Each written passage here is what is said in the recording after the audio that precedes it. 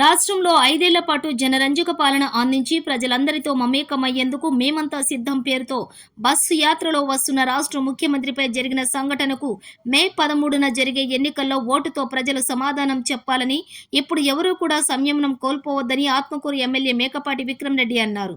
ఆత్మకూరులో municipal bus stand వద్ద media సమావేశం నిర్వహించారు. ఈ సందర్భంగా ఎమ్మెల్యే మేకపాటి విక్రమ్ రెడ్డి మాట్లాడుతూ, రాష్ట్రంలో అధికారం కోసం తొలి నుంచి కూడా తెలుగుదేశం పార్టీ వారి నాయకులను, కార్యకర్తలను దాడులు చేయమని, రెచ్చగొట్టే విధంగా మాట్లాడమని, అవాస్తవాలు ప్రచారం చేయమని చెబుతూనే ఉన్నారన్నారు.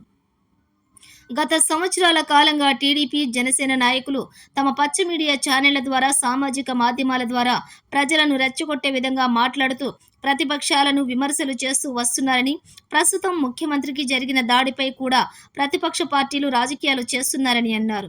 సానుభూతి కోసం ఇలాంటి ఆకృత్యాలు చేయాల్సిన అగైత్యం వైఎస్ జగన్మోహన్ రెడ్డికి లేదని, ముఖ్యమంత్రి వైఎస్ జగన్మోహన్ రెడ్డిపై జరిగిన దాడిని ప్రజలే గమనిస్తే జరిగిన దాడిలో ఒక్క అంగుళం కింద తగిలి ఉన్న కన్ను పోయేదని, పక్కకు తగిలి ఉంటే ప్రాణమే పోయేదని, దీనిని బట్టి చూస్తే విసిరిన రాయి బయట నుంచి మాత్రమే వచ్చిందన్న విషయం స్పష్టమవుతోందని అన్నారు. ప్రజలందరికీ సంక్షేమాన్ని అందించారు కాబట్టే ఆ దేవుడి దయతో, ప్రజలందరి ఆశీర్వాదంతో జగనన్నకు ఏం జరగలేదని, ఇలాంటి పరిస్థితుల్లో మనం ఎలాంటి తొందరపాటు పనులు చేయకుండా ఉండాలన్నారు. ఎన్నికల కమిషన్ దీనిపై అవసరమైన చర్యలు తీసుకుంటుందని భావిస్తున్నానని అన్నారు. గతంలో 151 స్థానాల్లో గెలిపించిన ప్రజలు సంక్షేమ పాలనను చూశారని, ఈ దఫా జరిగే ఎన్నికల్లో అంతకు మించి ఫలితాన్ని తప్పక ఇస్తారని నమ్మకంగా చెబుతున్నామని, వైఎస్ఆర్సీపీ సంక్షేమ ప్రభుత్వం తప్పకుండా ప్రజలకు సేవ చేస్తుందని ఎమ్మెల్యే మేకపాటి పేర్కొన్నారు. దాని విధంగా ఒక విమర్శ చేసింది. ఏంటంటే సానుభూతి కోసం చేశారు. మీరందరూ విజువల్ చూస్తుంటారు. మీరు విజువల్ గమనించుంటే ఆ దెబ్బ, సీఎం గారి దెబ్బ కరెక్ట్గా కన్ను మీద హాఫ్ ఇంచ్ పైన మీరు టీవీ చూస్తే ఆ రాయి ఎక్కడి నుంచి వస్తుంది, బయట నుంచి. ఆ హాఫ్ ఇంచ్ కింద తగిలుంటే కన్నుపోయి, ఒక హాఫ్ ఇంచ్ ఇటు తగిలుంటే ప్రాణం పోయి.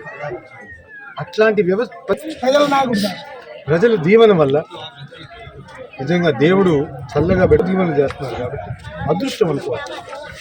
చాలా అదృష్టంగా జరిగింది. ఛానల్స్ ఏ విధంగా రాశారు, ఎవరన్నా కోరుకుంటారో సొంత కను కొట్టుకోవడానికి, ఎవరన్నా కోరుకుంటారో సొంత ప్రాణం పోవడానికి, ఏం వాక్యాలు అందుకు ప్రజలు గమనిస్తున్నారు. తప్పకుండా చేస్తున్నారు. రాబోయే రోజుల్లో మేమందరినీ వాళ్ళకి చెప్తున్నాం, మీరు టెంప్ట్ కాబాకండి. మా వాళ్ళు కూడా తక్కువ, మీ అందరూ చూస్తారు 151 సీట్లు వచ్చాయి. ఈసారి దానికన్నా ఎక్కువే వస్తాయి. కానీ మళ్ళీ మనోళ్ళ దగ్గర నుండి టెంప్ట్ చేసి ఏదో వైలెంట్ చేయమని చెప్పేసి వాళ్ళు ట్రై చేస్తూ ఉన్నారు. కానీ మన బాక్స్తో చూపిస్తాం. అది డెమోక్రటిక్ ప్రాసెస్. ఈరోజు అంబేద్కర్ గారి బర్త్డే కాబట్టి ఆయన కోరుకున్నట్టు డెమోక్రసీ